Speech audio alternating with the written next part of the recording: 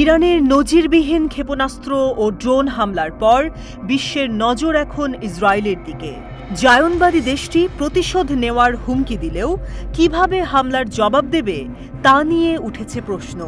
এমন পরিস্থিতিতে ইসরায়েলের সাবেক নিরাপত্তা প্রধান বলেছে, এখনই ইরানে হামলা করা উচিত নয় ইসরায়েলের। বিকাশে কম খরচে ক্যাশ আউটের লিমিট বেড়ে 50,000, প্রিয় এজেন্টও 2টা।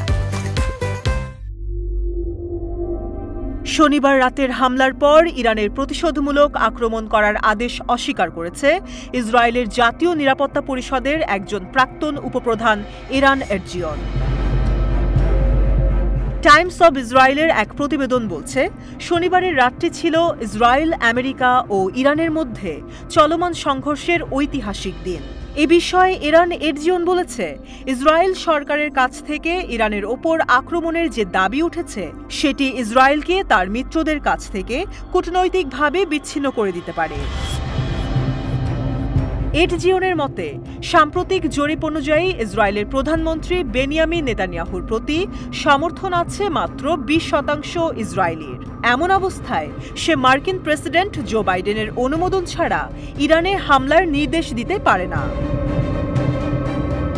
নেতানিয়াহু এবং ইসরায়েলি সরকারের কাছে দুটি প্রত্যাবর্তন ছাড়া আর কোনো কৌশলগত সিদ্ধান্তের জন্য ম্যান্ডেট নেই। 1, জিম্মিদের প্রত্যাবর্তন, আর 2, ইসরায়েলি জনগণের কাছে ম্যান্ডেট ফিরিয়ে দেওয়া, যেটির মাধ্যমে জনগণ একটি সঠিক এবং পরিচ্ছন্ন নেতৃত্ব বেছে নেবে। অন্যদিকে সামরিক গোয়েন্দা বিভাগের সাবেক প্রধান আমোস ইয়াদলিন লিখেছে, ইসরায়েল ইতিমধ্যে ইরানের বিরুদ্ধে দুটি গুরুত্বপূর্ণ কৌশলগত বিজয় অর্জন করেছে। দামাস্কাসে হত্যাকাণ্ডের জন্য ইরানের আক্রমণাত্মক এবং নজিরবিহীন প্রতিক্রিয়া ইসরায়েলের প্রত্যাশা ছাড়িয়ে গেছে। কিন্তু ইসরায়েলি মিডিয়ার রিপোর্ট অনুযায়ী 300টিরও বেশি ক্ষেপণাস্ত্র এবং ড্রোনের 99% ঠেকিয়ে দেয়াকে ইসরায়েল, আমেরিকা ও তার মিত্রদের বিজয় হিসেবে দেখা যেতেই পারে। এটি আসলে ইরানের বিরুদ্ধে একটি কৌশলগত বিজয়।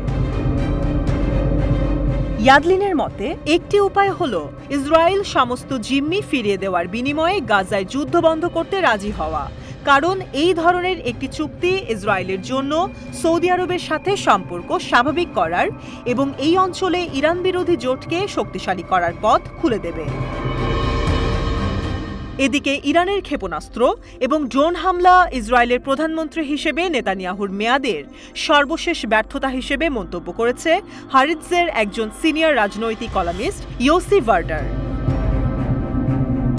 ভার্ডার বলেছে, নেতানিয়াহু অতীতে একাধিকবার নিজেকে মিস্টার সিকিউরিটি হিসেবে তুলে ধরেছে, অথচ এখন সে নিজেই ইসরায়েলকে গাজা, লেবানন, ইয়েমেন এবং ইরান ইস্যুতে হুমকির মুখে নিয়ে গেছে।